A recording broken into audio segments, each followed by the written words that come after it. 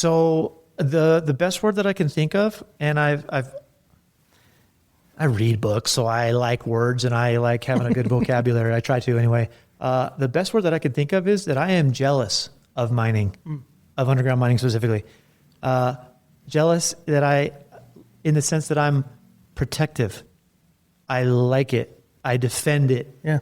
I talk about it. I tell people that they don't know what they're talking about if they disparage it. I'm jealous of underground mining, but for sure, I'm jealous of underground hard rock mining, dude. I think it's badass. Yeah. I think the pioneers of these virgin territories, dude, these virgin rocks are I don't know, there's something about it, dude. Yeah. I think it's so badass. Second to none, man. Majestical. It's really freaking badass, especially when you're looking at cool geology and big, cool projects that come together, like breakthroughs of tunnels and drifts. And the ventilation works out, dude. And then you're doing this big ass thing and the CRF is good. I don't know. It's all badass. Please help us welcome Kevin Neville to the face. Warning, explicit content. This material may not be suitable for children. Listener discretion is advised.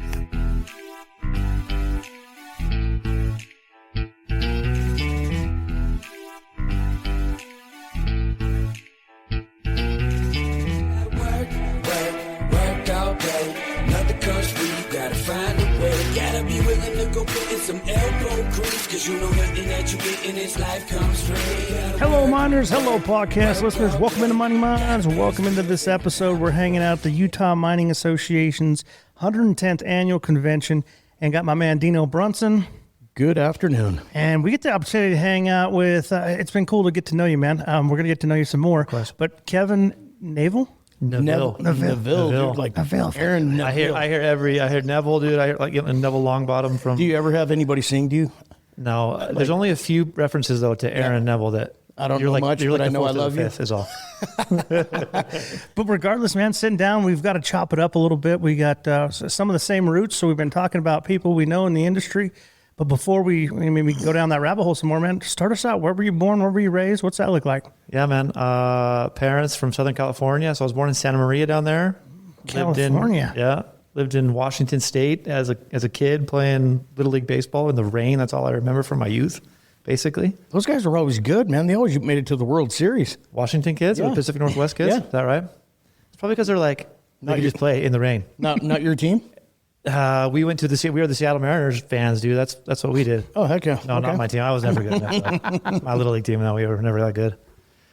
Then moved to Southern Utah when I was like in 8th grade. And then I say that I'm from St. George, Utah. Gotcha. Now, what did mom and dad do? Dad's a general contractor. Okay. So he's a builder.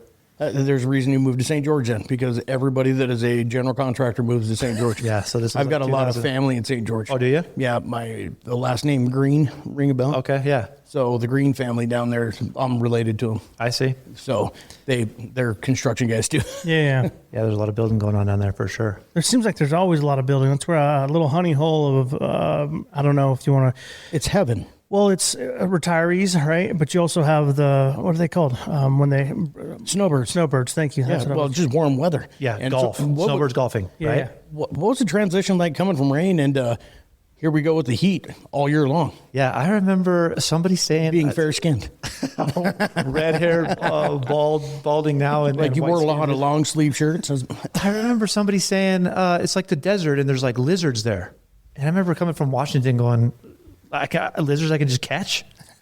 I'm not like 6. I'm like in 8th grade, right? But I remember being stoked on being able to catch tortoises and lizards and Gila monsters and all that stuff. You're like, I'm 6 years old, dude. Yeah, I'm 6 years old every weekend, even though I'm in 8th grade. It's like, yeah, seriously, yeah, absolutely. So for some of you guys that don't realize that, in southern Nevada, the southern states, that's a big deal, man. Going out and catching lizards is a real thing. It was so fun. I remember. Yeah, again. I'm not some young little kid. I was like in middle then, and then in freshman and up to sophomore, junior year. If I had to judge off your beard, you probably had a mustache back then. when we were seniors playing baseball, we all tried to grow out our ugly, not very good beards. Do you remember? That was kind of the first time. Yeah. I hung out with a bunch of Mexicans back in the day when I was that age, and They called me Trace Pelos because I had three hairs. On your shin. No, but funny. so you played baseball back in the day? Baseball, basketball. It's kind of a sports guy. Okay, no football? No, me and my friends sat each other down in ninth grade and we said, are we going to play football? And we said, nah. Yeah, why? We rode dirt bikes instead. And then I was really into like rock crawling, like jeeping. Oh, yeah. Dad had a TJ. I had a sweet Toyota truck that we chopped the front end off and did a solid axle swap and a bunch of cool shit like that. So mechanically inclined too. A real mechanic would be like, you don't know your stuff. Hey, but it works. But I don't know. And I can climb some really cool shit. Yeah, and now St. George, San Hollow, I don't know if you've been down there recently, but like that's like crawling mecca, dude. There's events all year round, it seems like. It's a big deal. Derek Russell. Yeah. We had a buddy from California down by the Palm Desert is what I'm trying to say. He was into rock crawling too. I see. And he had a little Suzuki Samurai. Cool. You know what I mean? But watching Toyota axles under those things, yeah. Yeah, and to see, he says the same thing. I'm not a mechanic. I just can make something work.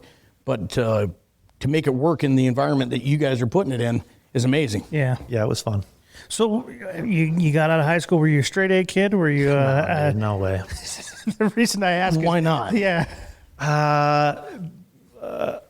Girls? I'd give I was fun having this conversation with somebody I was working with just the other day. I'd give myself like a 6 out of 10. So just Like a personal rating? yeah. Oh, bro, you're hard on Maybe yourself. on a good day, like a 7, maybe. You're hard on yourself. I'd say, That beard's a +2. yeah, I appreciate that. I was going to say you're solid 8. You're a mindsight 10. if that counts. You are on mindset 10. That's funny. I only bring that up because I was attractive enough to chase girls and have tiny bit of success. And get in trouble. And that was my focus, dude. Either sports or hanging out with girls. Well, let's be honest. I mean, you can't get in too much trouble in St. George. It's a pretty wholesome place, right? Sure. Pretty chill. Sure. So, yeah. Well, coming out of high school, what'd you end up doing? So poured concrete with my dad for a summer, and then I went on my LDS mission. Went down to Argentina and learned Spanish down there. How was that? Dude, so cool. Was it hard learning the language? So poured concrete with Mexicans. So you got to learn all the bad words. Those are the first 10 words you learn. But then I remember putting in a lot of effort. I printed out a sheet of all the verbs, so all the to do, to say, to drink, to eat, to whatever's. And I would try to learn one a day. Oh, good for you. I would try to use it in a million different ways, right? Because you can conjugate past and present and future and whatever. I put effort into it while I was pouring concrete, working with Jose and Manny, 2 brothers from Chiapas, Oh, nice. southern Mexico. And then ended up going to Argentina, speaking Spanish. Great. Not going to say it was easy. Go ahead. I was just saying, great mentors. I mean, you got for sure. You got a firsthand experience of how to speak language. Well, his dad was paying them, dude. Well, They for had to sure. be good. You also need to get things done. Yeah, for sure. No, but so your experience learning the language, and then actually, because you had to learn it here first, and then you took it down there, right? Right. Did you have to go through some kind of test to make sure that you were going to make it, or they just throw you to the wolves? They throw you to the wolves, dude. I mean, you go to this, they call it the MTC, the Missionary Training Center. I think Kevin Jessup talked about a little bit about this. Depends on if you learn a language, that dictates how long you're there. I think I was there for 8 or 9 weeks, something like that. And then no white kid learns Spanish in that amount of time. Sure. No way. So then you go down and, you get thrown to the wolves, dude. So was enunciation a thing? For sure. That's so funny you say that, because if you've ever heard somebody speak Portuguese and then compare it directly to Spanish, it's Latin based. There's a lot of verbs that are very similar. But if you pronounce Spanish differently, it sounds a lot like Portuguese. So for the first year of my mission, everybody thought I was from Brazil. There's a lot of white skinned, blue eyed, red haired Brazilians. Damn French. Or are you French? Irish? Portuguese.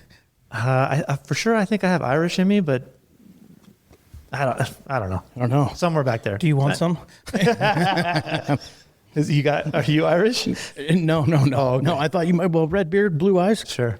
I just thought it fit. Give away. Anyhow, sorry to take us off track, but No, that's good. My great grandfather is straight from Norway, so that's kind of our claim. Oh, okay. We Yeah, talk about okay. that, Oh, you're a Viking. but I like to think so. I'm not as tough as any of those guys, but so was it a must, or you have to do, or is it something that you chose to do to go on your mission? it's 100% voluntary. Nobody forces you unless you're talking about your parents. Right. Well, they strongly suggest it. They strongly suggest it. It's the best thing for you. They know that's the right decision, just like any parent, right? Nobody's going to beat their son or daughter into doing what they think they should do, but you're going to strongly influence that for sure. Yeah, and I think there's a ton of benefit. I mean, to see kids go from 18 to 20, however long you're in your mission, you get a chance to grow. Right. And I mean, now you're learning a language, you're learning another culture, or you're in South Central Los Angeles. You know what I mean? You're just put in a different situation to survive. And yeah, at the very least, you're gonna sink or you're gonna swim, dude. And if you choose to, you can make that decision, right? So How was your Now, experience? can you ring the bell? Like if You're the Marines or the Navy SEAL? Navy SEAL, can you ring the bell? Like, Like hey, I you're want to done go. now, I wanna want to go quit? home. Yeah. you can for sure. And I'm gonna be frank. I think nowadays that happens a lot more. Oh, really? I think so. It's a little softer. That wasn't even that long ago. I guess it was 20 years ago. Am I 38? Yeah, 38. Whew. That goes fast. You look 27. Thank you. Yeah, I was thinking 25. Anyway. Thank you. Appreciate that. No, back then you would email once a week. So you'd see your email once a week from your family. And then you'd call home and talk to your parents twice a year, Mother's Day, Christmas.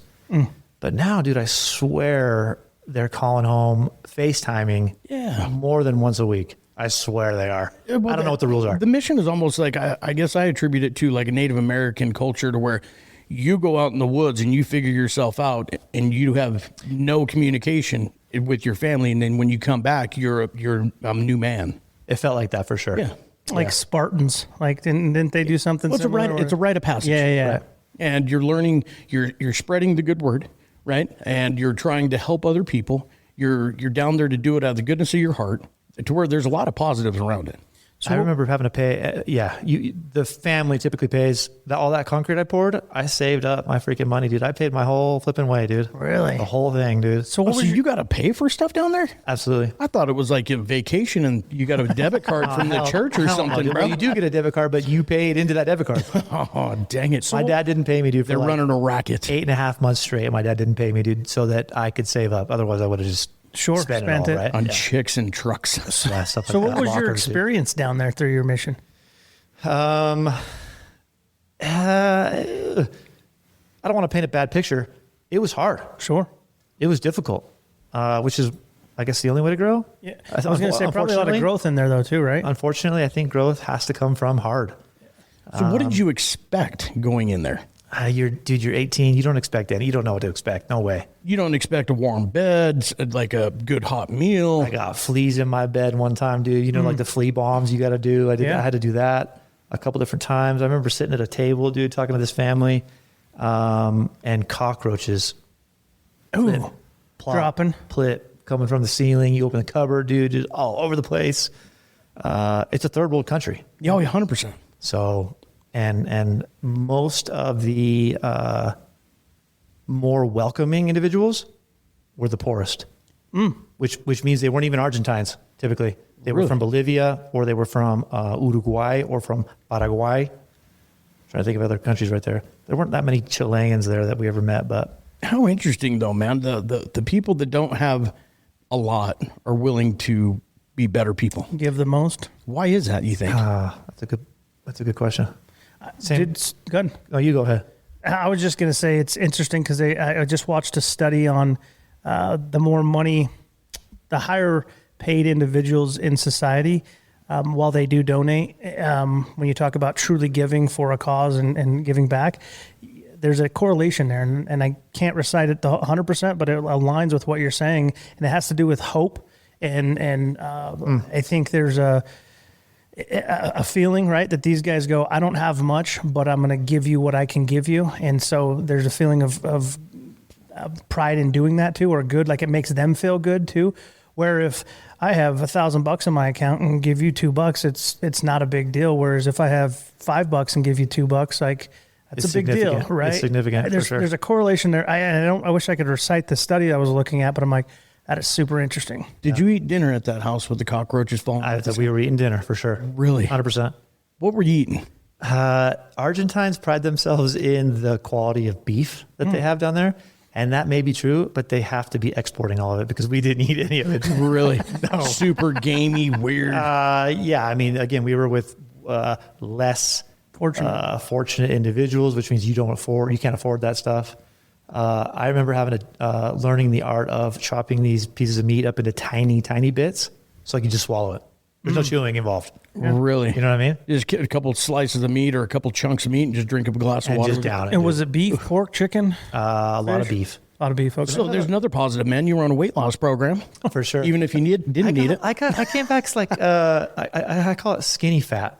I was skinny, no muscle, no like structure at all, with like a chubby belly, skinny fat. You know what I'm saying? Oh yeah, 100%. Look like Nate Diaz's brother. I was just going to say, I don't call myself skinny fat, so I don't know what you mean. Sponsoring this episode of the podcast is Safety First Training and Consulting. Headquartered here in Elko, Nevada, but mobile enough to reach you anywhere throughout the United States. These guys can cover it all, from MSHA approved and new miner training, annual refresher courses for both surface and underground. They can help support with health testing like spirometry, respirator fit tests. They even offer courses like fall protection. So head on over to their website at safetyfirstelco.com. Check them out. Their mission is to help your crew adopt an ownership mindset. Not just do the training, but live the training safely every shift. With top-notch instructors and hands-on classes, Safety First Training and Consulting makes sure you're not just compliant, you're confident. Give these guys a visit at safetyfirstelco.com. So you were down there for 2 years. Uh-huh. Were you excited to come home, or was it kind of sad to leave? For sure, mixed emotions, man. You spend 2 years every day, all day, from sun up to sundown, doing a thing. And this is your thing. This is your routine. This is who you associate with. This is the language that you speak. I said, hey, okay, Kevin, you're not going to speak English for 6 months, the last 6 months, no English words. So I don't know, set a goal or whatever and was able to do that. So I didn't speak English for the last 6 months. And then you come back and now you're in a soft bed with sheets and no fleas and you're not doing what you were doing every day. And it's just very different. But nobody feels bad for you when you come back and you tell them these stories. It's like, good. Yeah, my dad is like he's not I wouldn't call him a hard ass, but for sure, like the quiet stoic dad who, is like, about time you learn those lessons, son. You know what I mean? Yeah. So, Well, it puts life in perspective. Yeah, for sure. At a young age, you're able to look at paradigm shift probably. You get to come into a warm bed, AC, no roaches. You know, it's like, holy man, what did I just We're so experience? blessed. 100%. We're so blessed, dude. What a cool experience. Yeah, for How sure. were It was you awesome. received? Like, as far as going, because, you know, you have the missionaries that come around here and you hear people giving them crap and whatever else sometimes. And I mean, not everybody, but you hear those stories. So were you received pretty well? I drank a beer in front of a missionary once. My brother got baptized, and he's like, "You want to sit in on this meeting?" I'm like, popped a Budweiser. I'm like, "Sure, let's sit down." Yeah. That was a dick move, but they were cool with it. Yeah, there's plenty of that. But there's plenty of, like you're knocking on the door or talking to somebody, or you met somebody, now you're meeting them in person for the first time maybe, or they invited you over and now you're coming to their house and the kid is looking at you through the door, but then you say that, hey, are your parents home? And he looks at his parents over there, but you can't see the parents, right? And he goes, are you guys home? No? Oh, no, nobody's home, dude. How do you take the rejection? Because that's another huge lesson that you learn. For sure. You got to have thick skin, dude. It's not... It was setting you up for your sales career. I agree with that. Yeah, you got to have thick skin. You got to not care that ultimately, right? You're not trying to cheat anybody. You're not trying to con or scam anybody. And if they don't want to, they don't want to. That's fine. Yeah, there's plenty of people out there. Right. Yep. So good experience. Would you have your kids do it? 12 out of 10, dude. Yeah. 100%. Okay. So I got 3 boys, 13, 11, and 9. And for sure, I will influence them towards that. Reflecting back, what was the biggest value that you got out of it? It's just hard work. Everything, whatever you do, you got to put a lot of effort into it. There's no half-assing. Half-assing doesn't count. Nobody cares. And half-assing it doesn't cut it typically. Sure. So whatever you're doing, it's just got to be hard work. It's going to be hard. It's supposed to be hard. So you came home, and you had a big party when you got back. People were standing at the airport going, A couple people. A couple. Like one friend in my family, yeah. Oh, really? Yeah, everybody's those, I don't know, going to college and doing other things. Okay. Yeah. So what'd you do when you got back? Started going to Dixie College down in St. George, kind of did some generals up there, and then took a geology class, saw that these are the careers that geology are kind of related to or can feed into. One of them was mining engineering. I don't know how spiritual anybody is here or in listening to this podcast, but there was a light that turned on, and I said, I want to do that. Yeah. I was always an outdoors guy, right? We talked about rock crawling and rock climbing, mountain biking, things like that. Rocks, mountains, outside, mining engineering. Let's see what could I do there? The University of Utah had a geological engineering program. I started like the next semester. Very cool. Yeah. Well, and I don't care what anybody says either, but there are things that happen in life that point you in directions that you can't explain. You can't explain. And they make perfect sense when you do it. You're like, this is where I'm going. How interesting though, man. And I'm going to take this from the Staying on Your Path podcast that we did. People get in these different scenarios, and I will say people don't always recognize the path, right? But it sounds like you did. It takes people forever to be able to get to that spot to where you had that experience. That's pretty sweet. Yeah, it was really, really cool. And so you decided, hey, I'm going into mining engineering or geological engineering. So I started in the geological engineering program through the geology department. For a little bit, I thought I wanted to go into oil and gas. Lived in Tulsa for a summer, lived in Houston for a summer. After I lived in Houston, have either of you been to Houston? Oh, yeah. Oh, yeah. I said, just kidding. I don't want to do this. No way. Brutal. Coming from the West and then living in Houston for a summer, you're like, this isn't what I want to do. I don't want to live here and do this life. No, it's hot, humid, like there's no public land, dude. Everything's private. Yep. And if you get off on the wrong street in Houston, you're in trouble. I mean, it's bad. For sure. So I went back, did my senior year, tried to get all chummy. Well, I mean, we took all the same classes anyway, except for the last year and a half as the mining engineers. Yeah. So I knew all those dudes anyway. And then got a hold of Cementation. Cementation kind of sent out an email to the mining engineering department, and LinkedIn Matt Swanson, I think, is how I kind of tried to wing it, and started at Resolution Copper in like a week after I graduated. Okay, that's what I was going to get at. Like, if you can give us a generalized idea of an expectation that you thought coming into the industry financially, was it met or exceeded? Because you already got a job a week after you graduate. What did the money look like? $17 an hour. Oh. How does that sound like to you? A lot or a little? A little. Like a low, yeah. It sounds like a little. I mean, what we heard from a lady that we podcasted not too long ago, it's like they're throwing money at these kids nowadays. I bet they are nowadays, right? So this was 2015, I guess I graduated.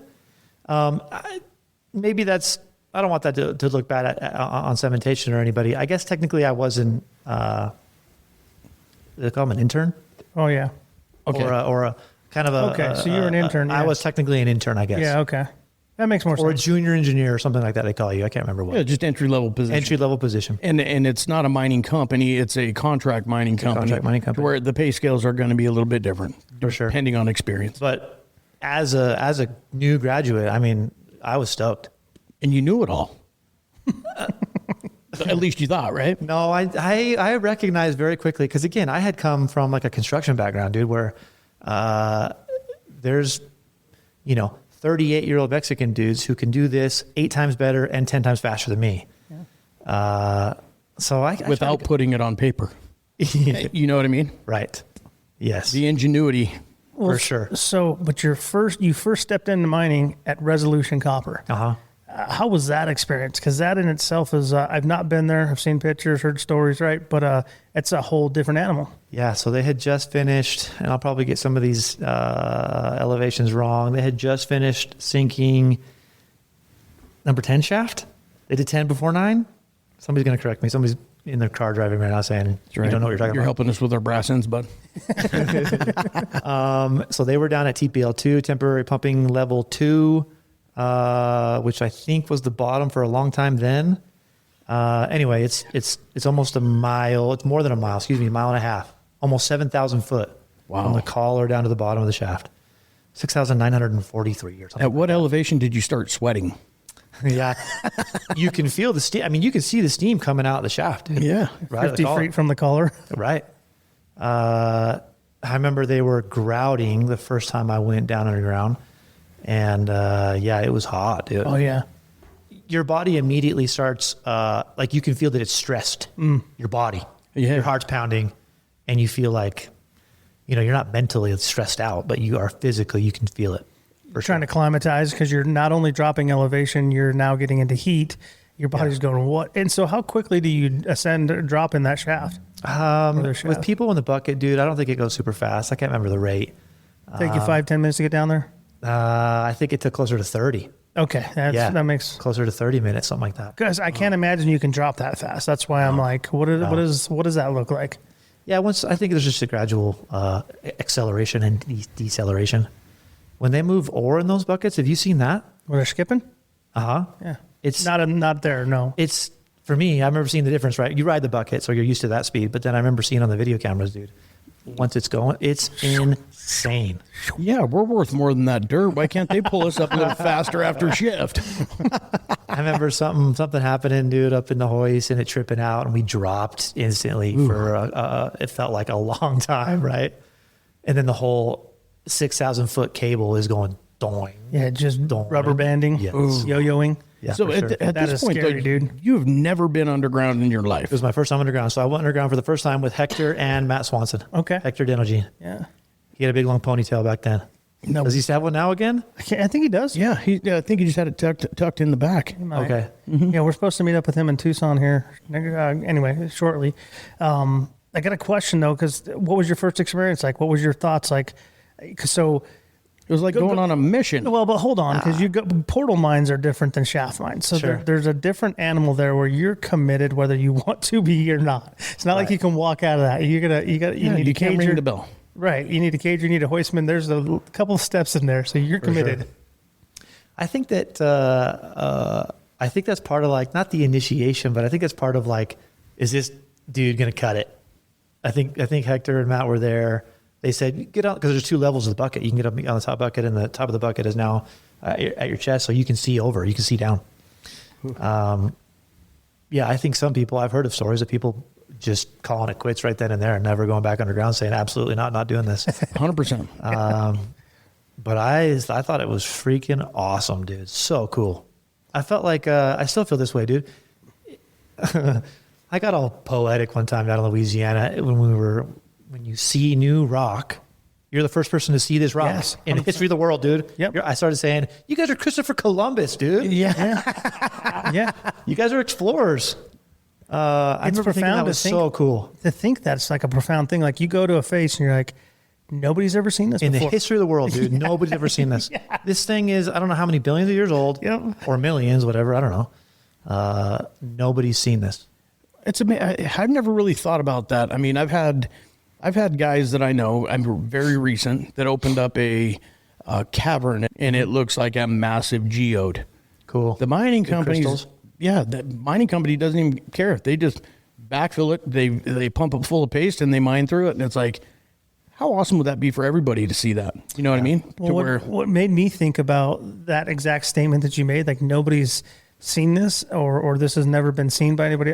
You go to some of the headings at TR and it's full of arsenic. It's all orange, right?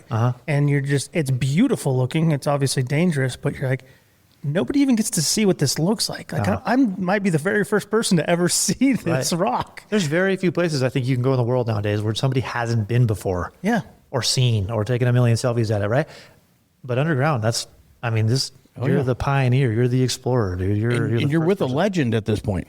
I mean, Hector is. I didn't know that, right? But I agree. Mm-hmm.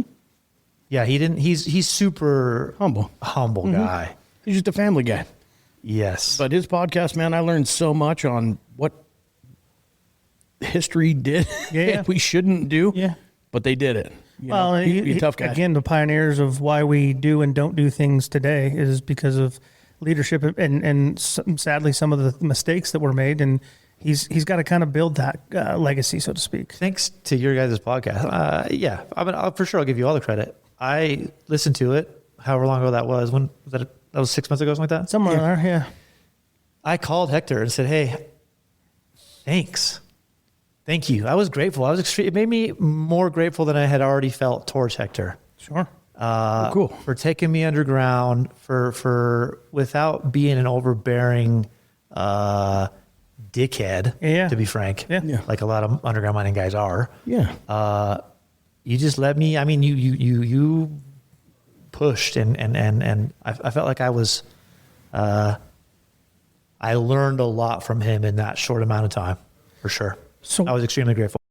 Sponsoring this episode of the podcast, JSR Fleet Performance, supporting the people who keep mining moving. If you're a part of a training group or managing equipment operator development, you know it's not just about running gear, it's about running it right. JSR Fleet Performance works alongside training teams to extend the life of your fleet, reduce costly breakdowns, and make sure your operators understand how to get the most out of every machine. With customized training support, maintenance insights, and real-world in-field education, JSR helps surface operations boost reliability, safety, and productivity from the pit to the shop. So whether you're building the next generation of mining professionals, looking to audit what you currently have going on, or looking to help develop your workforce, brass in at Mining Minds LLC and bring JSR Fleet Performance into your corner. What did your parents think when you told them this is what I'm doing now? My mom and dad are pretty badass, dude. So they were pretty stoked on it. Yeah. I'm sure you guys still run into it. It is surprising how little everybody knows about 100%. mining, specifically underground mining. Education is terrible. Nobody knows anything, dude. I remember you said you had been to Resolution? No, I have not. You drive up this steep canyon. You've been up to it? Oh, yeah. So it's on the way to the Pinto Valley mine in Miami. Okay. So we're up off to the right. Yeah, I've been by it, but I've not been. I've been all the way up to it. You drive up this steep canyon for a second, then you're up on top, and then you turn right to Resolution. Down in this canyon right here, there's a lot of rock climbing. Oh, yeah. A lot of rock climbers are upset about Resolution, by the way. I'm sure you already know that. I rock climbed a lot. So either on the weekends when I had days off or after work, I'd go rock climb 100 yards from the head frame, but just off the canyon. All that to say that these rock climbers would say things like, "Why are you mining here? Why don't you mine somewhere else?" I don't get to choose that, but Yeah, what are you talking about? What? Nobody, none of us decided, let's just do it right here. dude, if the mine was smart, though, they'd section off a part of that for the public and charge them to come in and rock climb. Like, come on, another Don't business charge idea. them, dude. Because where that mine sits, it's beautiful. It's really cool. I mean, we're not talking like sharp, nasty rocks. We're talking like big, beautiful, rolled off boulders, and it looks like cool. it looks like a bunch of clay just stacked. It's super cool. Yeah, I just tell that story to anybody that knows mining. You're just like, what are you talking about? Nobody dictated this is where we want to mine, so we're going to put a mine right here. Yeah. So when you come across people like that, though, how do you educate them? Because we're all stewards of the industry, right? We run across these scenarios, and it's like, I like to be able to ask that. What are we doing when we get in those scenarios? What do you do specific? Yeah, I wanted to get frustrated real quick, right? You want to. That's your initial reaction, but it's easy to say, hey, that car you're driving, that cell phone you're using, your stupid belt buckle you have, whatever. It's all because of mining. I think I saw it when I was at the university. It says, what's yours is mined. Oh, You seen that bumper sticker? that is cool. No, I like that. I thought that was clever. Yeah. So it's easy to talk about that, right? Yeah. Everything that we do has But to it's do. all generalized statements, right? To where the educational piece, I mean, it baffles me that there's a huge part of the country that is very uneducated on what we do and why we do it and what it provides. I mean, down to lipstick for women. Yeah. Those Makeup. minerals are mined, and it's like, we've been doing it for hundreds of years. Yep. And if it's not mine, it's beef tallow or something from an animal. Yeah, if it's right? not mine, it's farmed, right? That's another bumper sticker I think I've seen. I remember, so my mom taught high school forever and still does. I had been in doing a couple things for a few years, and she goes, "You should come talk to the seniors class." So I went and talked about mining for a little bit and showed some cool pictures. We were doing cool drill and blast stuff down in Mexico at the time. Explosives are easy to Oh, yeah. be cool. Oh, yeah. That's pretty cool. That's the best job on the mine, whether it's surface or underground. I really liked it. Anyway, nobody realizes that gypsum, dude, that sheetrock. Yeah. Yep. That's mined. USG. Yeah, nobody knows. I mean, not very few people even know that. Yeah. It's surprising. It's amazing on how much we take for granted, I guess, is my overarching statement. You know, we just think that things pop out of the air. Right. Well, it's interesting. Why would you mine it here? Yeah. Again, I couldn't even answer that for a second. You know, Because we knew it was going to be a huge native problem, and we decided that we wanted to do something. the litigation process is going to be over like 10 years. We just thought it'd be cool, right? We just want to dump $700 million into this property because we don't have anything else to spend it We on. were going to land swap, dude. It was going to be cool. But knowing that you were with Hector, he knows all the history in that valley too, and how it connects into the old mine, or going to connect into the old mine that he worked at. Right. So there's a never sweat tunnel that I got to go in one time and then go out that portal. I think that's old school stuff. I mean, that's from, I don't know how many decades ago, but Yeah, yeah, Hector's it was old. really cool. So how long did you stay there, and what was your role? I know you said junior miner. Yeah, but what did you- junior engineer. Somebody, my first day goes, well, he's an engineer. Is somebody going to get him a computer here? And Matt Swanson goes, no. He's going underground. Good. So yeah, I was underground every day, all day as a miner. As a construction, they were doing a lot of construction stuff down at TPL too. Oh, so you fit in, right? I mean, having the background in construction, you could fit in. You understood and talked the language a little bit. I wasn't. I didn't feel like I was a fish out of water. That's Cool. for sure. Yeah, and those dudes were cool. They took me under their wing. You know, if you try to learn and you're not a dick, Yeah. then No, for sure. then they're all pretty cool. When you come in with curiosity, For sure. I think that's well received because a lot of people want to tell you how they're doing things, why they're doing things. Right. Well, Once you get past that, I think the ego is what drives it, right? I mean, you come out of school, you're very educated, you got a good life experience now. You're not just 18, you're 20, 21 years old. You got a little skin in the game now, and most fail, and I did for sure. You come in and you think you're going to be running the risk because you're young and you're spry, and if guys were smart, they'd sit back and just listen and ask questions and play the game and probably be way further ahead. yeah, But you had a couple good mentors there with you to kind of guide you through as well. So For sure. that I could see with your personality and those two guiding you, probably a good combination. yeah, it was awesome. I learned a lot. I hadn't ever touched a plasma cutter. Am I embarrassed to say that? No, I'm not embarrassed to say that. Yeah. Yeah. 99% of people haven't. I had never. I didn't even know it was a thing, dude. I remember seeing it. You know, you could see the little. It's like a little. I mean, Like it's a laser arc, beam? right? Like- It looks like something from space. I remember thinking, this is so like freaking Men in cool, Black dude. stuff. Yeah, it was super cool. The shifter whose crew I was on, his name's Carlos. He's from Superior. He's kind of one of the local dudes who they said, hey, be part of this program. This mine's going to happen. You can make this much money, this and that, whatever. He was a cool dude. Probably a few years younger than me, but he was the shifter. And yeah, learned a lot from all those dudes. And of course, you got to like also, I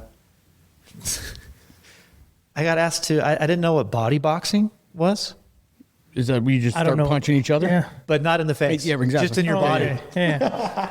I bring that up, dude, because Did you win?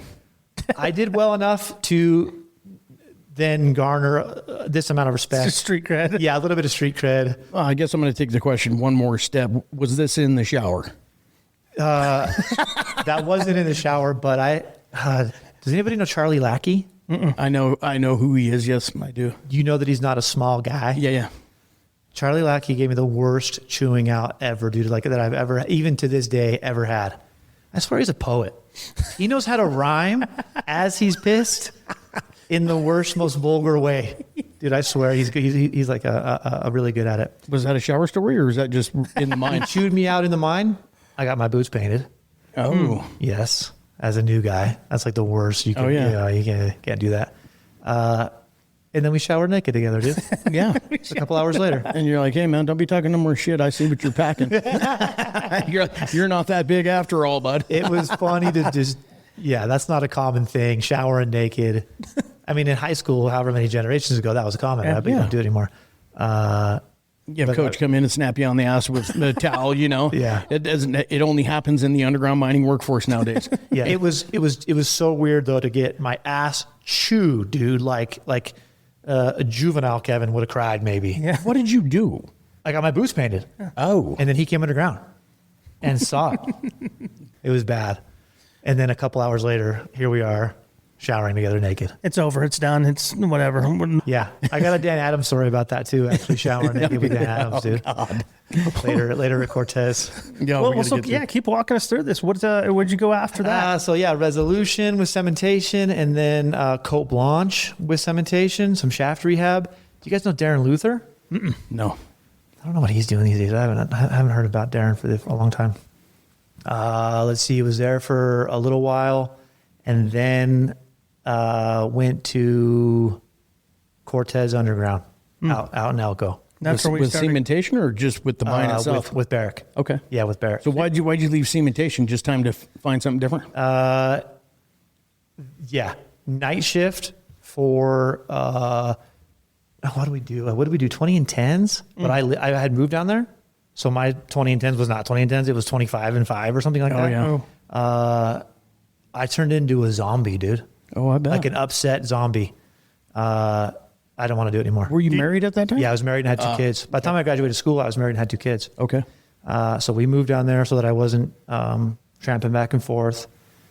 And then, I don't want to do that anymore, schedule-wise. Gotcha. Sure. Yeah. So you picked up family and moved them to Elko? Yes. Okay. Yeah. How did you even get the job or even be networked into Elko? I can't remember.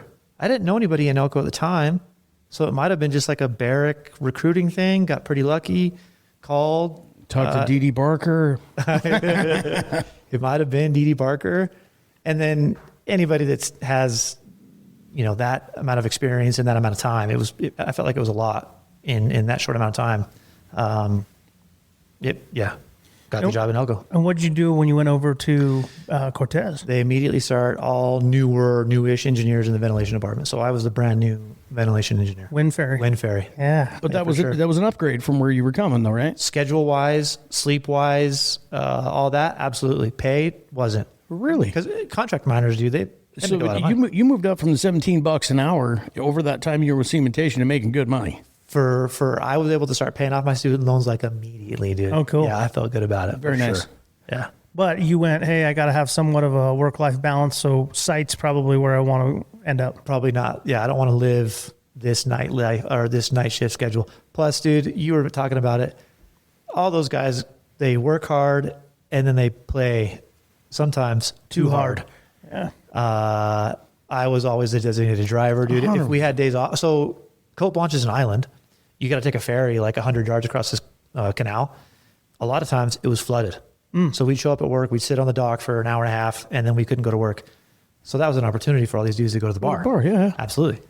And I would go. I don't drink, so I was the designated driver for all these guys. So, Bet you got some stories. oh yeah, dude, for sure. You try to.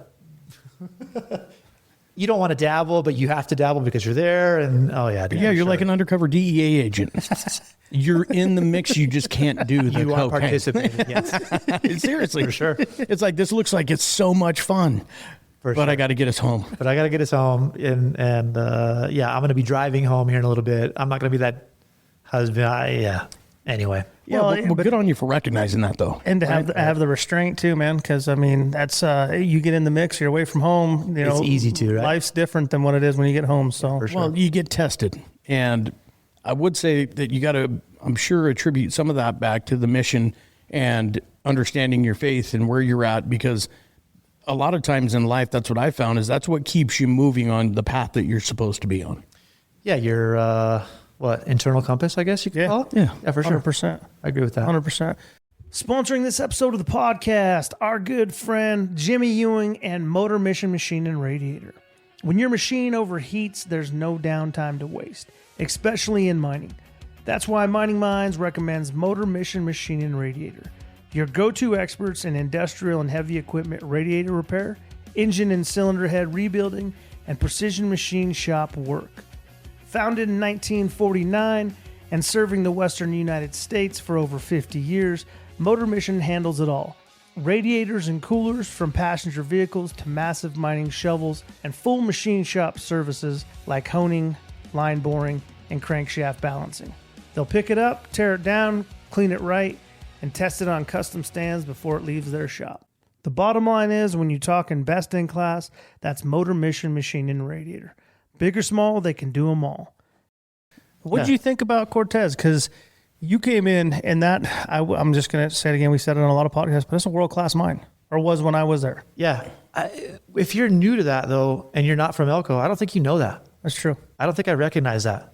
So it was like my first, because we weren't mining at Resolution, and we were doing shaft rehab at Cote Blanche. So this was like my first mine. And was it's portal. operating. And it was a portal mine. Uh-huh. Did you work with Schumacher and Vern? So Vern had already left. I don't know what he was doing at the time. He probably had gone to work for cementation by then, I think. Yep, because he left, and then Don went to the range front. And then, Don to me was like this roving project manager guy who was doing the range front stuff. Yep, and that's where I came into the picture in the underground. I did the project with Don and Zach and Dan. And so I want to, for you guys out there listening, they start you out in ventilation, and this is my assumption or my guess or my 2 cents, so you can understand the mine. Right. And then ventilation is such a vital part of that. So you have, I imagine, somebody over top of you to double check your work as well. So they're not just throwing you to the wolves, but they're giving you an opportunity to basically roam and get lost, understand, and I guess learn the mine in a short. sure. I've got a question for you guys though. Why does the industry do that? That is the most vital part of an underground, and you're putting a brand new guy there. You have almost like the operations group putting a brand new guy into a haul truck when that's the most important piece of the puzzle to get the ore out. You have oversight. There's people over you to double check your work, but I think that's wise. You got to understand where you're going, what's going. Yeah, for sure. And a point of that too is it's a safety thing, right? If you don't know your ventilation 100%. and a fire happens, then you're hosed, It's right? one of the most important things you should know, and it's probably good that they start you out there because everything else you build on, you're always going to go back to where your root or where your core was is ventilation's here, and this is how ventilation works. And Right. And I took advantage of that. I try anytime I could, got in with services crew and was trying to work with them because they were the ones that were putting in fans and taking them down and moving them and stuff like that. So, So you were still hanging with the miners. As much as I could, dude. I remember there was not a fire drill. What do you call it? I forget. It's stench. You got stench? Yes. Yeah. And so we went to I'm forgetting all the words, dude. What are the miner Refuge chamber? Refuge chamber. There we go. And I remember this miner going, who the hell is this guy? I was the only engineer in there, dude. You're like, I'm the guy that keeps you breathing, bud. The shifter, I had been underground with him that day. Is his name Hector? Mm-hmm. Anyway. Was it Juan? Super good dude. He lived over in Winnemucca. but he was questioning you like, what the heck? Yeah, are you this doing miner here? was saying, who the hell is this guy? I've never seen this guy before. Anyway, yeah, I tried to be underground as much as I could. Yeah. Sure. Well, how long were you there when that happened? Oh man, I wasn't at Cortez very long in the whole, I guess the whole stint I was there. So I don't know. I would have been there 6 or 7 months, maybe. Oh, really? By the time that happened, You something like met that. a lot of people in that 6 or 7 months because we've talked about a handful. Yeah. So 6 or 7 months before maybe that event, I guess is what I thought you were asking. Yeah, But no, that's what I was asking. in general, I was not there 2 years. Okay. Yeah, I left before Miguel La Madrid left. Yeah. And When did you meet Johnny Alsop for the first time? at Cortez. Okay. Yeah, so I was in, again, ventilation. Our fans need electrical power. We'd go to him. We'd say, hey, this is what we're thinking. What do you think? Do you got power close? Is there a pigtail? Whatever. What do we got to do? And then, that's where I first met Johnny Alsop. A good story. We could leave it off the podcast we talked about earlier, but I will say that Johnny's still in the same position. As an electrician? They've offered supervisory level positions or GS level positions, and he's loves what he does. He likes to be able to have his days off. He loves his schedule, but it's pretty crazy that he's the guy developing it underground with the guys, but also putting the plan together on the surface, planning the mine out electrically as a lead man.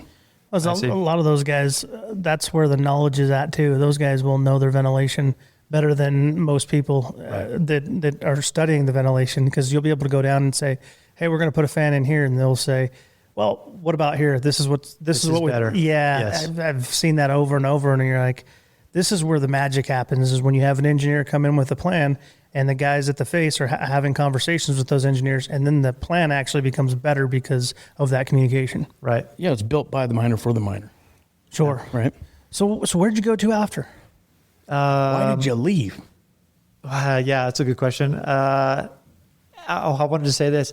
After I met Brian McCombs, or Killer. Oh, yeah. Extreme bolter extraordinaire. Yeah, he was badass. There was part of me that didn't want to leave Cortez, but because I was an engineer and they have a very structured, very, you're going to be in this position for a year. Like unionized, but not union. Almost. Yeah. Yeah, very much so. And having come from cementation, it wasn't fast enough.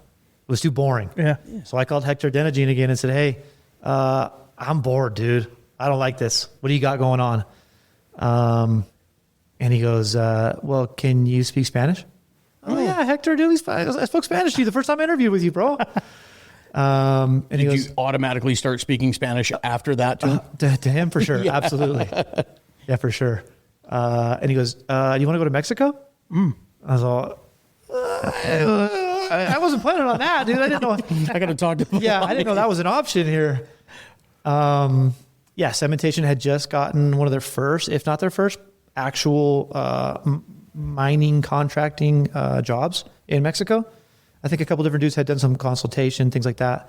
But they actually got an actual job, and they needed a dude that could speak Spanish and knew mining, or at least, could pretend to know mining a little bit, like me. Sure. And went down there, interviewed with a Canadian dude named Mike McMillan. I don't know if that name rings a bell. And yeah, got hired. What did your family think at the time? What did your wife think? Me and my wife, we said, hey, if it was a money thing, right? If we can make X amount of money, let's do this for a short amount of time.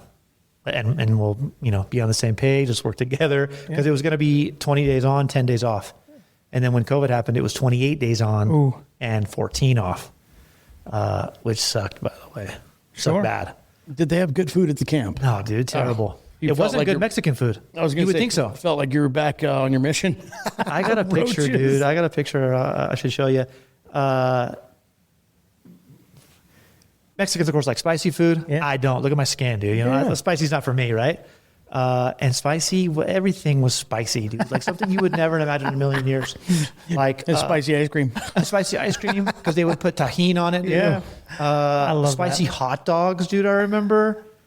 And you have your underground, your water. You'd bring underground your big thermos, and they put tahini powder in it. Yeah, Mexican Gatorade, dude. Mexican Gatorade. I remember we were loading the face, dude. Not good enough ventilation. We were all about to die. I felt like my water was all gone. I go back to the truck, and I grab the nearest water, dude, and like I'm chugging it as fast as I can, and then it hits.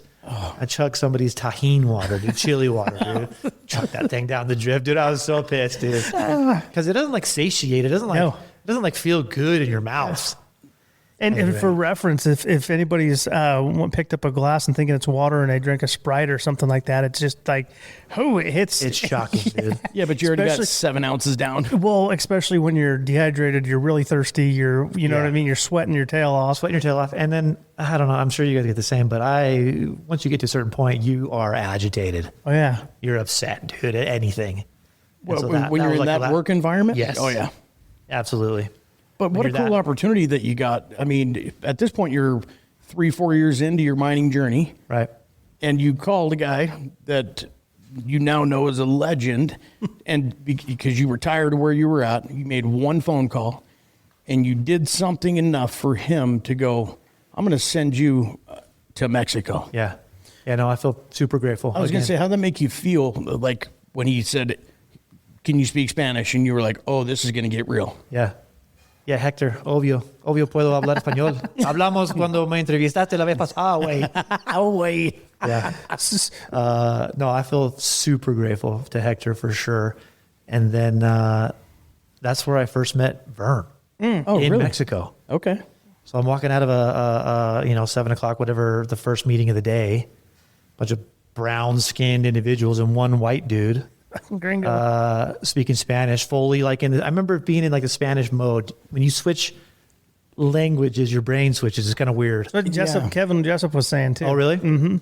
Yeah, it's like a click. It's like you might stutter in Spanish for a minute, but then you switch, and your brain's like, oh, I can do that. He says you start seeing stuff in that language, like in that way too. For sure. Yeah. And you can instantly answer without thinking about it in that language. You guys aren't human. Oh, dude, you could do it. That's crazy to think about. Yeah. Well, so I do got to ask, and I'm sorry, but how was the home front, man? Because your wife had to take care of business while you were taking care of business, if that makes sense, right? Yeah, so it's definitely a team effort, and I think that's important to highlight because the support system we have at home at times is huge. Huge. Yeah, to be slightly vulnerable, especially when we switched to 28 days on. And like you said earlier, you're scheduled for 12 hours. I was on salary, right? But everybody was there for 12 hours, but you're there before that, and then you're there after that. Mm-hmm. So it's like a 14, 15 hour day. And so there's a lot going on. You're underground till midnight for whatever reason. Yeah. Especially as a contract miner. And we were implementing Sandvik's, what was it? DD321, their jumbos. Yeah. What was their program? TCAD. Yeah. We were implementing that. I was a part of that. These were to our knowledge, they were the first in Mexico where they were actually using a drill plan and then bringing it down on a flash drive and then implementing that and running it off of that. So that would bleed into night shift all the time. Anyway, by day, 17, 18, everybody just wanted to fight all the time. Oh yeah. Any slight, any encumbrance, you wanted to fight. You're like, stop breathing on me, bro. Yeah, what are you doing that for? Why'd you say that? Don't say that. Really? All the time, dude. Especially, I got, I feel like I'm pretty good at Spanish, but it still happened all the time where I would say something and it would be slightly offensive, not on purpose. Sure. But, and this is totally true too. If you're Mexican, you can say certain things to other Mexicans. If you're a white dude speaking Spanish, you can't say that. Sure. No way. That's Tell me you're from Jalisco, bro. Yeah. So there's a religious group down in Mexico in Chihuahua, which is where we were. They're kind of like the Amish, but the name is like Hutterites or something like that. Something like that. I can't remember what their religion is called. Anyway, I always lied to everybody and said I was one of those guys. Always, dude. The dudes who knew me, of course, knew that wasn't true, but... So a question I should ask is for the audience more, but I'm assuming mining in Mexico is a lot different than the United States, and maybe from a geological standpoint, but even getting to the mine, I'm sure did you have to worry about cartels and security and things like that? Absolutely. A couple of dudes previous to me, I didn't ever meet him, but sometimes during the day you go to the government office and you got to take a picture to do your ID or it's not your passport, but whatever document you might need. Every once in a while you do something like that. And on their way back, dude, 100% stop by the Army, in quotes, if anybody can see that, because it's not actually the Army, but it is their trucks, it is their uniforms, it is their guns. I mean, to anybody that doesn't know, it is the Army, but it's 100% the narcos, dude. 100%. Get out of the vehicle, give me everything. Don't move, don't speak. Give me everything to this guy and a couple of other. I think they were Canadian dudes. Anyway, that very day, boss, I quit. I'm not coming back. Yeah, I was gonna say, did you get hazard pay? He was gone. Well, nothing like that ever happened to me. I was going to say that's stress on top. Just even knowing that that's an option to happen. For sure. That's additional stress. Yeah, it was worrisome a little bit. That's just something that you can't. If you were to stress about it, dude, you wouldn't. Sure. You wouldn't work at all. It's in the back of your mind when you're doing some of the stuff. You can't worry about it. You're right, but it's additional added that you wouldn't have normally stateside. If you didn't have family at home and you were down there making good money, would you have continued to do it because you were by yourself and you were making money? And did you stop because you were like, this is way too unsafe, I need to be able to make it home for my family? I would still be down there, I bet. So Sean Stickler is the area manager. He's probably the area manager. I don't know what he's the Mexico manager. He's the country manager, I think is what his title is. He's still down there. He married a Mexican girl. Oh yeah. Good on him. I'm happily married, But if I was single and making that money, dude, I'd still be down there and I'd be married to a Mexican girl. Dude, you spent a For lot sure. of time in South America and Mexico. Yeah. Like, you should be married to a brown girl. Yeah, dude, I for sure I would. I'd be down there doing that thing because you get paid well for being down there. Well, so you must have met your financial goals and decided, hey, the wife and you've kind of said, hey, time to wrap it up and come home. 3 years. Did 3 Okay. years in Mexico. That's a long time to be away from the 28 family, days, man. 28 days at a time. That's kids events that you're missing. And you know what I Yes. mean? That's another thing that we don't talk about often is dads miss out on a lot of that stuff, Yeah, for sure. And or parents, family. yeah, and you come home and you're like in the way. Oh, yeah. You're messing up the program. Yeah, you're Dad. not part of the schedule, dude. Who are you? What are you doing? Nothing. I'm sitting on the couch now. I'm going to go back to drinking beer. So you're off for 14 days. One of those days on either end is a travel day. Working 28 days straight means that for like the first 6 or 7 days, dude, you're just like in get back to normal mode, Oh, yeah. physically and mentally. Transition period. Transition period. You're not working with minors anymore. You got to hone those soft skills with the family. Yes. Yeah, you're back to being a dad and a husband. And you got to watch your mouth because I know you've been swearing down there too. For sure. You know what I'm saying? In English and Spanish. 100%. Absolutely. To where it's a mental struggle, I would imagine. It's a transition. This is where I learned, dude, by the way. So Hector was down there too for a little bit until he something happened to him medically. I can't remember what happened. But that's where I met up with him again.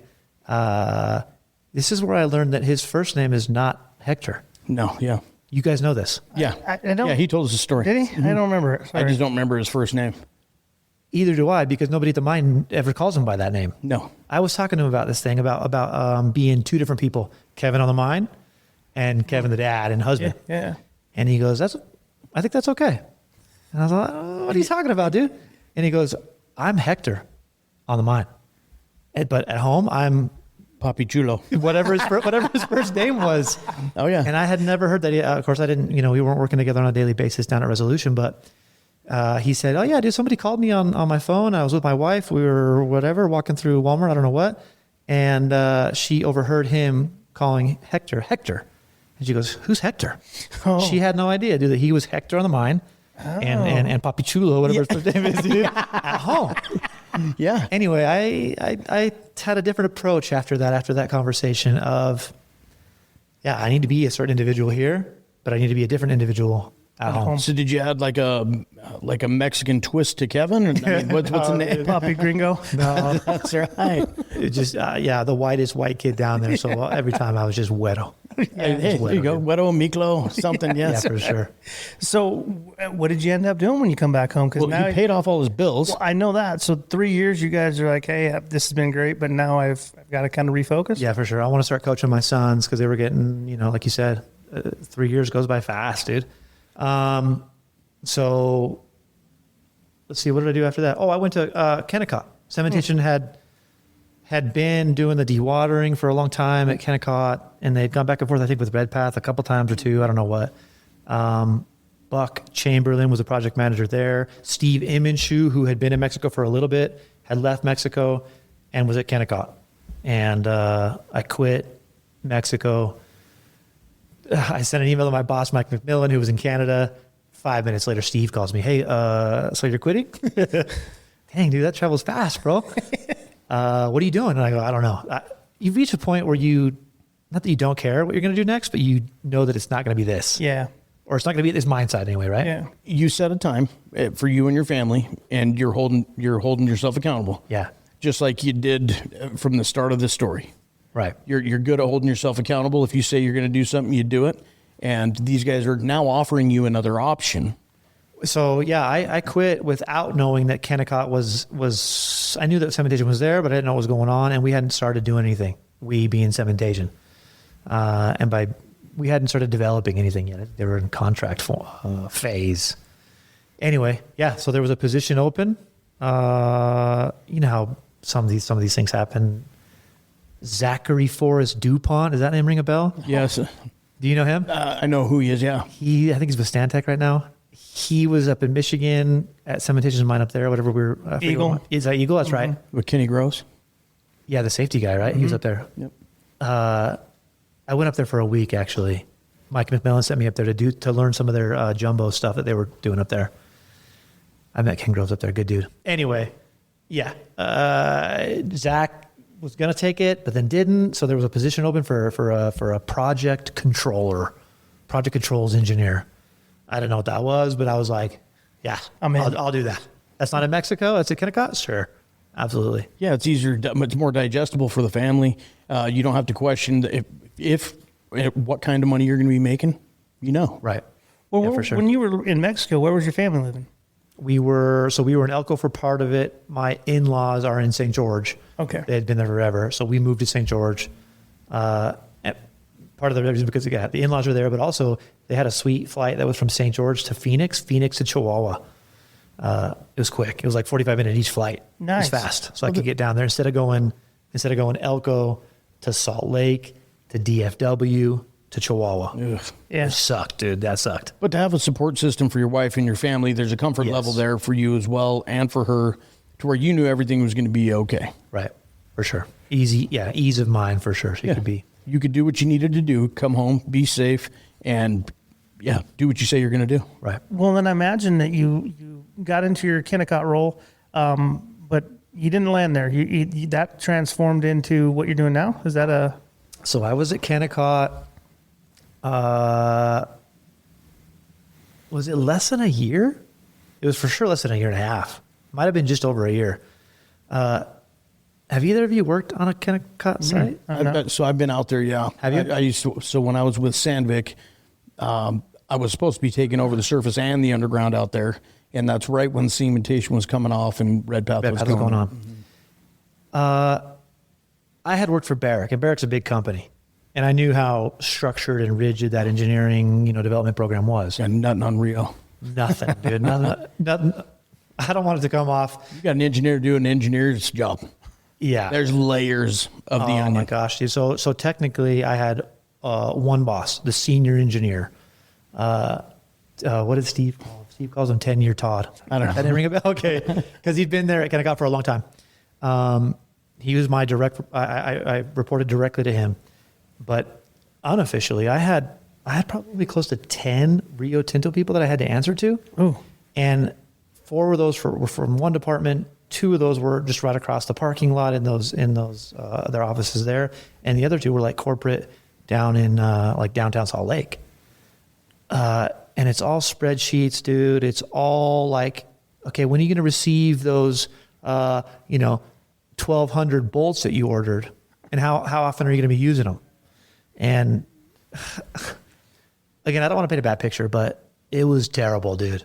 There's a lot. There's a lot. That's a specific type of individual, and it wasn't me. Right. A spreadsheet guy or girl is a personality, Oh, yeah, 100%. and you have to be that personality to really enjoy that, and it wasn't me. So did you ever take a personality test as you've been going through your mining journey to this point? I think you take them I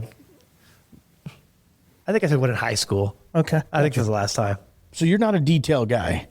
Like you can get into the details, it's just not what you want to I do. have to like this thing that I'm doing. Yes. But yeah, again, looking at spreadsheets and V lookup from one tab to another. I don't know if that. Pivot tables. Oh, dude, that's Dashboards. not me, dude. I hated that stuff. But getting to work with Steve. Do you guys know Jordan Latva? No. He was there. He was the operations superintendent. Learned a lot from him. Buck Chamberlain, again, I met him for there. Super good dude. So it was a good work environment. I liked who I was working with, but project controls is not Kevin. Yeah. So I learned a word there.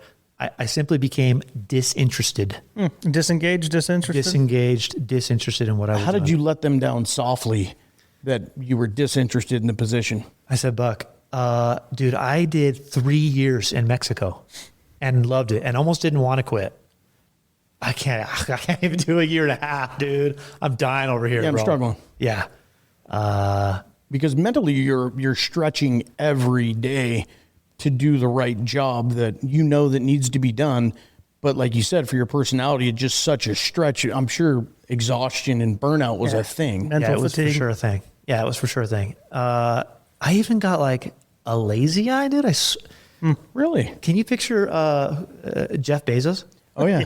Jeff Bezos with a lazy eye. Can you picture him? A blue eye. Can you picture his two eyes? Oh, yeah. One's closed more than the other. That happened to me. Really? Yeah, 100%. Because of that. Was it Because cortisol levels? What, I mean, did you ever find out? I went and got my testosterone tested, and I was the scale. Have you ever done that? 300 to 1200. And It's kind of a weird scale. It's Yeah. not like 0 to 10, right? Or 0 to 100. So I was barely within the normal, but on the lower end of it. you were like 310. Something like Yeah. that. And how old are you at this point? This is not that long ago, dude. So I was 34. Yeah.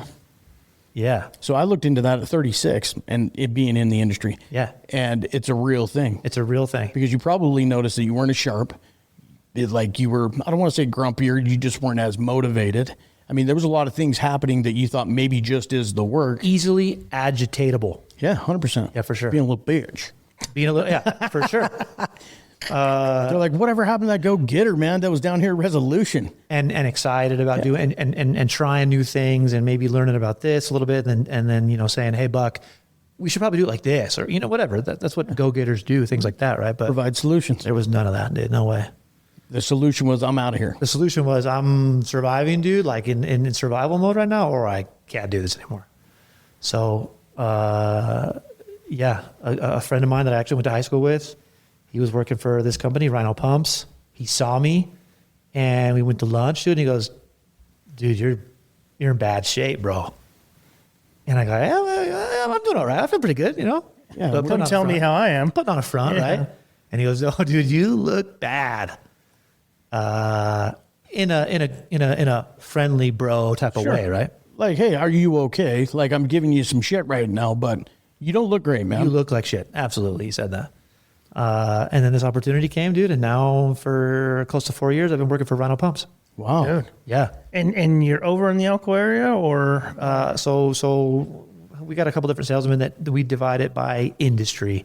There actually is a mining guy and I'm not him, that he covers Elko and mining. okay? But you're over there every now and then because we talked about having you up at the studio, and For sure. Okay.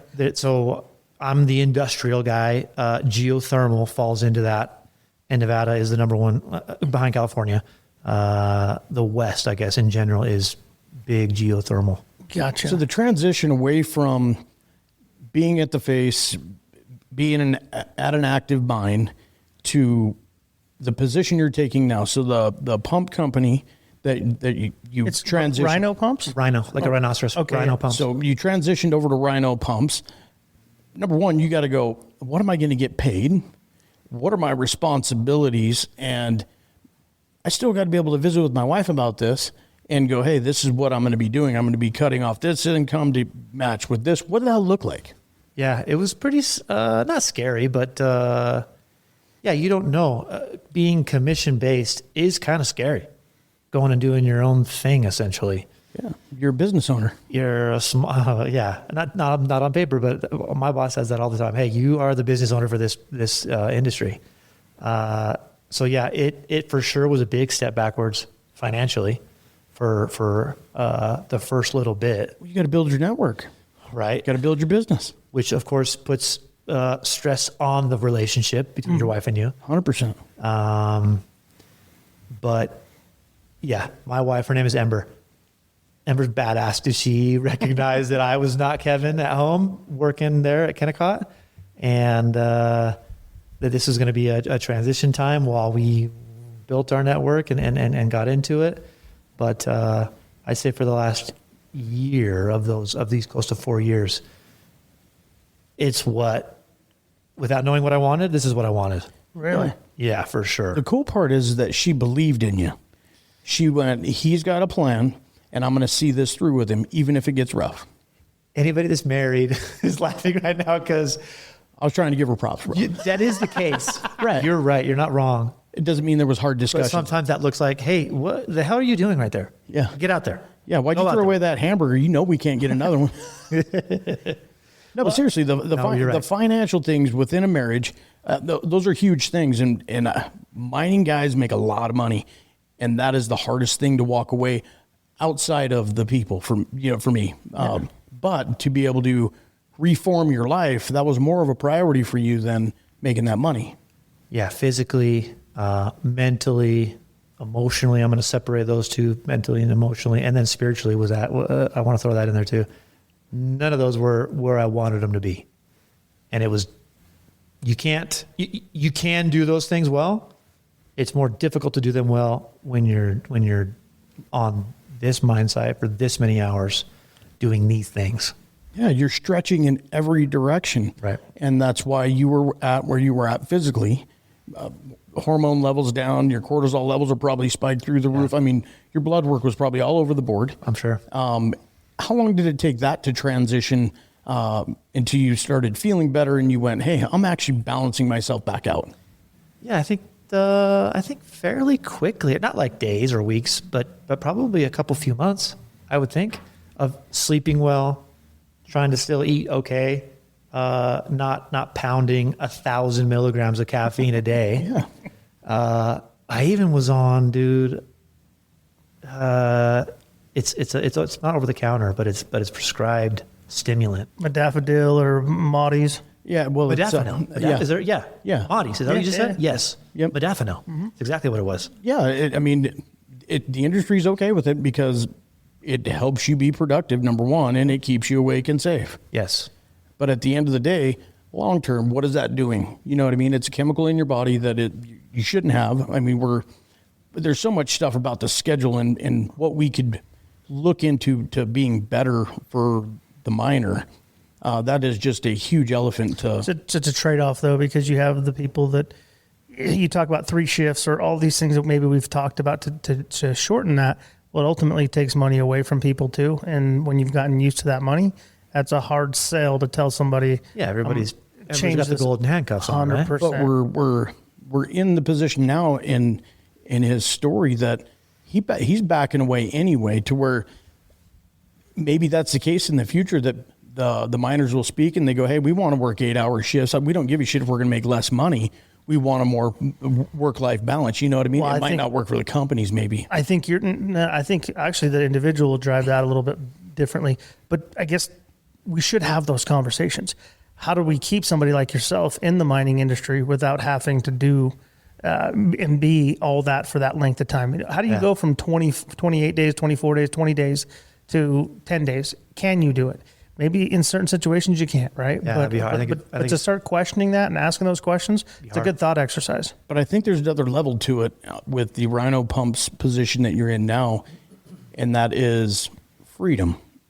Yes. And feeling like you're running your business and you know that there's not going to be anybody harder on you than you, and you're going to have all of through your story, you've always had your stuff dialed in. You've worked with some great people, had some great mentors, but you've always been motivated for yourself, to where this is like a shoe-in, and the money's not there at the beginning when you took it, but it's coming. For sure. Yeah. So for sure. I had on, what does Rhino Pumps do? And I just don't know. So Yeah. Pumps. well, we sell cleats, bro. That's right. Yeah. No, I'm curious. Like, okay, what applications are you guys? Yeah, so all the mine dewatering that happens in any mine, dude. Okay. Those kinds of pumps. Gotcha. Yeah, industrial pumps, but like swimming pool pumps in Salt Lake City. We typically try to stay above a certain horsepower. Typically, that's above 100 horsepower.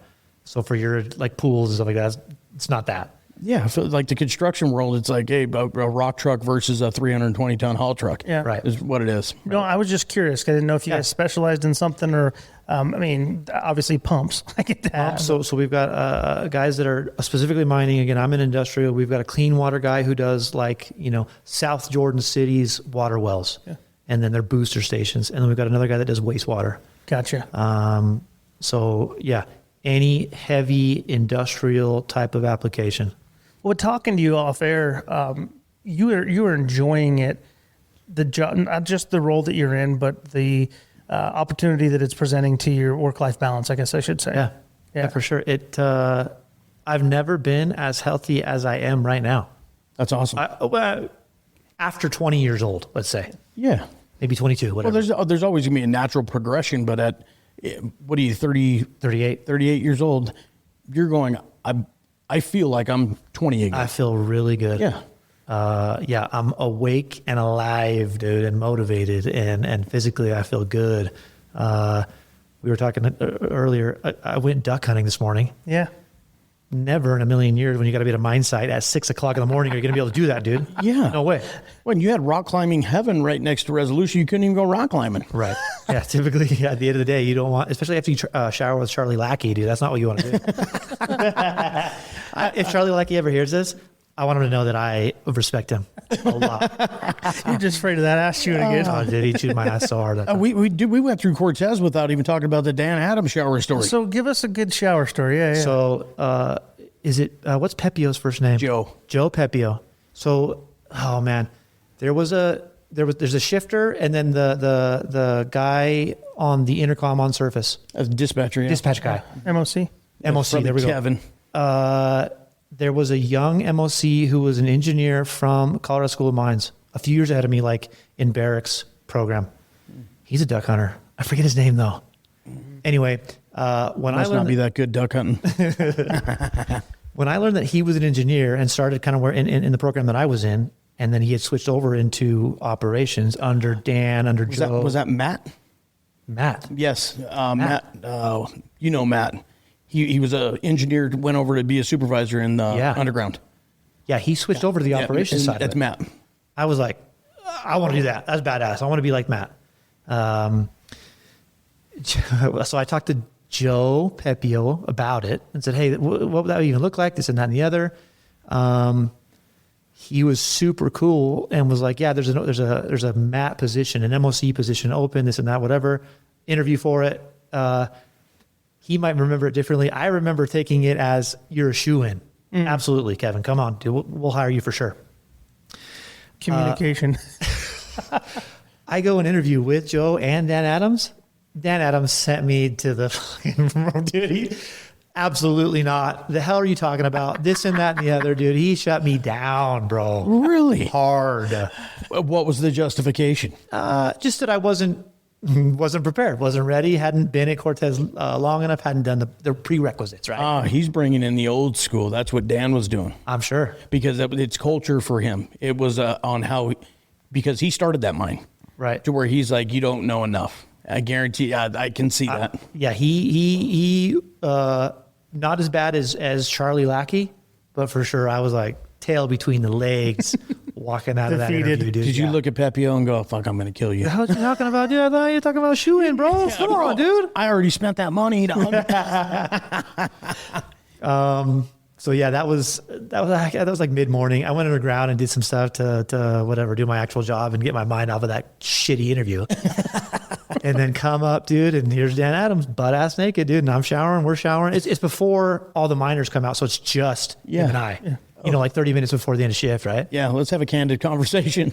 Yeah, so anyway. Yeah. We both kind of like, knew what had happened a few hours ago and smiled about it, and it was fine, dude. And then I saw Dan. Dan went over to Kennecott when I was there for some invitation. He went over there for Rio Tinto, right?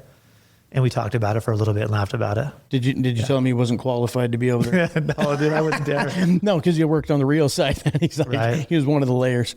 Right. It's good to see him back in Nevada, though. Dude, I guess as we wrap this up, Dean, I mean, you got any more questions? I got a couple more, I think. I don't have any more questions. I will say I would like to extend the offer to have you come over to Elko, man. I'd like to be able to maybe get a couple of these dudes to go to dinner and chat it up and then maybe hit another podcast at the studio. I'd love to, for sure. Yeah. We were talking a second ago.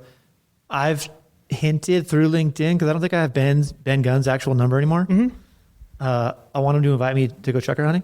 I was out there a couple of weeks ago trucker hunting with a dude Ben's from getting there. called out. Yeah, Ben, please, bro. Hey. I'll bring my mutt dog, who's not an actual. He's a hunting dog. He's just a mutt. Yeah, just his tail don't point, but he'll go get something. He's a German wire hair mixed with a poodle. Oh, nice. A good duck. What dog. do you have, Labradoodles? Yeah, I got all doodles. Sheeperdoodle, Labradoodle. Dude, poodles were the original water dogs. Were they? Poodle, the word? P-U-D-E-L, like a poodle pointer? Yeah. That's the German word for puddle or water. Excuse me. German word for water, American word puddle. I didn't realize that. Poodle. Huh. They were the original water dogs. They're the original retrieving. That's why they have that coat. I didn't know mine are land rats, man. So Are they? Have you taken them to the lake ever? no, dude, I can't even get them in the yard. They jump a good fence, though. Yeah, they're athletic, right? Anyway. I want to say thank you, dude. And to do this again, I do want to know, what's the future look like for you? Are you going to be trying to coach some more? Are you going to, what you stick with the group that you're with right now, the Rhino? Yeah, for sure. Pumps? I like the group that I'm with like a lot, like 11 out of 10. Nice. I like what I'm doing. That makes a world of difference, man.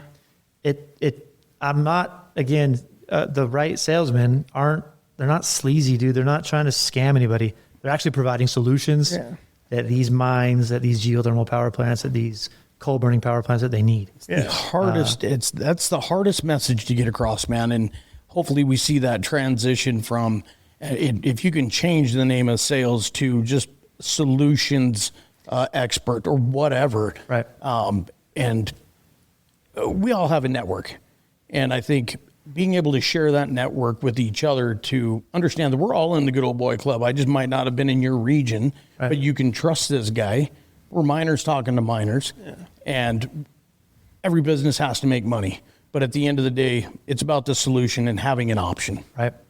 Well, that's why I asked the question is, you ever thought about jumping over to back into the mining side? So the best word that I can think of, and I read books, so I like words and I like having a good vocabulary. I try to anyway. The best word that I can think of is that I am jealous of mining, of underground mining specifically. Jealous that in the sense that I'm protective. I like it. I defend it. Yeah. I talk about it. I tell people that they don't know what they're talking about if they disparage it. I'm jealous of underground mining. All that to say, long story short, I'm open to it. Yeah. Mike McMillan might listen to this. He might not. He's up in Canada working for cementation. I think he's an area manager or something like that. Him and I talk probably every couple of months. I'm waiting for him to call me, dude. If my current boss hears this, he won't. I love what I do and I love who I work for, but for sure, I'm jealous of underground hard rock mining, dude. I think it's badass. Yeah. I think the pioneers of these virgin territories, dude, these virgin rocks are I don't know, there's something about it, dude. Yeah. I think it's so badass. Second to none, man. Majestical. It's really freaking badass, especially when you're looking at cool geology and big, cool projects that come together, like breakthroughs of tunnels and drifts. And the ventilation works out, dude. And then you're doing this big ass thing and the CRF is good. I don't know. It's all badass. Yeah. Love it when a plan comes together. Yeah. Yeah, for sure. That's very cool. Hey, thank you again, dude, for joining in. I appreciate it. Thank you guys for having me on. How can people get a hold of you, man, if they're interested? Yeah. How can we help you be sleazy and sell some pump? I'm kidding. No, I'm on LinkedIn, dude. I don't have any, I on purpose stay away from Instagram and Facebook and anything else like that. You on MySpace? No, dude. Yeah. Again, on purpose, stay away from all that. I'm on LinkedIn, though. I kind of do. It's not super regular. I should be more regular about it, but I do a little 30, 45-second videos called Basic Pump Stuff. Oh, cool. So, yeah, I'm on LinkedIn. Well, we'll tag you. Kevin Neville. We'll tag you, and maybe we can help push some stuff out there for you. So. Appreciate it. Yeah, you know, it'd be cool, though, if you actually did a pump video with an Aaron Neville song attached to it. That's a good idea, dude. Just play it up. Or just a random ass picture of Aaron Neville on the pump. Yeah, with your beard. I should do that. Get stickers, man. We got a marketing guy that's actually pretty good at some of this AI-generated video stuff, dude. He's pretty good at it. So. I love it. All right, guys, check us out. Adios. Peace. Thanks. Thanks for listening to this episode of the podcast. Got to give a big shout out to the Utah Mining Association. Those guys were super awesome in having us come over, be a part of their amazing event, and getting the opportunity to go sit down with Kevin Neville. A couple takeaways, guys, as always. One thing I just wanted to note to you guys is it was super cool. So we get there day one, just to give you guys some backstory. And Kevin saw us, I think we were down in the lobby pulling some cash out or doing something, but we had just gotten to the event and he came over and said hi. And I would say that super cool because Kevin's, in my opinion, turned into another one of our friends. And then getting to dive in, understand, hear his story has been nothing short of awesome, in my opinion. So with that being said, I'm going to throw a couple takeaways out here that I thought were impactful from this episode and Kevin's journey. The first one that really kind of hit me was early on when we talked about him doing concrete work for his dad, learning that hard work, learning what that means, then going on his mission, seeing life differently there, to going underground his first time. I think that through all of those experiences, he was able to build and accelerate his growth, whether it was learning Spanish, going to a third world country, or diving in with Hector Dino Gene down in Resolution. A lot of cool stories right out of the gate about him experiencing life, and those experiences, those life experiences, helping him to, like I said, accelerate his growth. You know, another good takeaway, and I know we talk about it a lot. I know we talk about it often. I'm going to continue to talk about it. But the world itself, but the mining world is so small. Sitting there with Kevin, having conversations both on the podcast and off the podcast, you realize how many people you've worked in or around. And had he walked by us that night, we wouldn't have been able to hear his story, but we also wouldn't have got to reminisce about some of the people that you guys heard him talk about on the podcast, and many more, to be honest, outside of the podcast. But it just continues to remind me that we are a small world, and the more we share our stories, the more we realize how much we are connected in this mining world. I think the other thing that was interesting that we honed in on the podcast, really like to dive into this a little bit more, but is that mental and physical health, that work, family, life balance, but to have the self-awareness to go, hey, this isn't for me, I got to try something else, give it a go at another spot. Like, in my opinion, the successes are there, and he's a successful person because he realized that about himself. There are certain people made for this mining industry, and they're made to work 12, 16-hour days, and they love it, right? And for my contractor folks out there, I get it, man. You guys are killing it, and that's just the way of life. Some of you guys love to live, but that's not for everybody. And in Kevin's case, good for him realizing that. Burnout's real. Hormonal imbalance is real. Fatigue's real. So being able to look internally and then balance his life to reassess what success really means for himself and his family, that's huge. That's something that I hope we all take away from this is, you know, what does this look like for me? What does this look like for my family? What does this look like for me 10 years down the road? So all good conversations to have, but really like the self-awareness portion of that. So I want to say thank you again, Kevin, for coming on, sharing your journey with us. The offer is always open. You up in this Northern Nevada area, please don't hesitate to reach out, give us a call. You, the listeners, we appreciate you. We appreciate those swipe rights, those comments, those likes, those shares. Thank you guys as always. And if you're out there pounding roads, driving drifts, or pushing throughput, stay safe. Yeah. This one's for the crews underground, for the haul truck drivers, the welders, the crushers, for the ones who make the world turn while nobody's looking. Mine and mine, let's dig in. Yeah, From the pit to the plant where the iron sparks fly, we talk grit, talk grind under that big sky. Dino and Grover got the mic turned high, breaking down stories money just can't buy. From the driller to the tech with the night shift eyes, we shine that light where the truth resides. Talk safety, talk struggle, talk pride inside. Man, it's the heartbeat where the people thrive. For Mighty Minds, we dig a little deeper. Stories from the soul, not a corporate speaker. Human element is the real truth seeker. Every week we rise, podcast speaker. For Mighty Minds, we dig a little deeper. Stories from the soul, not a corporate speaker. Human element is the real truth seeker. Every week we rise, podcast speaker. Yeah, copper, gold, silver, coal, you name it. We break down the process, the blood that sustain it. Presumption flow, the culture, the cause. The ones who made it happen, never counting the loss. We the Joe Rogan of the rock and the dust. Talking tough love, respect and trust. From the whole road climbs to the mill line hum. We bring the stories where the real ones come. Mighty Minds, we dig a little deeper. Stories from the soul, not a corporate speaker. Human element, it's the real truth seeker. Every week we rise, podcast speaker. Mighty Minds, we dig a little deeper. Stories from the soul, not a corporate speaker. Human element, it's the real truth seeker. Every week we rise, podcast speaker. This ain't no suit and tie talk. Nah, this the grease-stained boots on ground law. From hard times to the times they thrive. Mighty Minds keep the culture alive. We salute the companies that back their crew, the ones that care and the ones that grew. From Nevada to Peru to the odds and minds. We link that world with the honest lines. Dino and Grover, but yeah, they speak that truth. In a room full of miners, they the voice of proof. Plug in, tune up, and follow the signs. It's the sound of the industry. Mind and mind. Mind and minds. We dig a little deeper. Stories from the soul, not a corporate speaker. Human element, it's the real truth seeker. Every week we rise, podcast speaker. Mind and minds. We dig a little deeper. Stories from the soul, not a corporate speaker.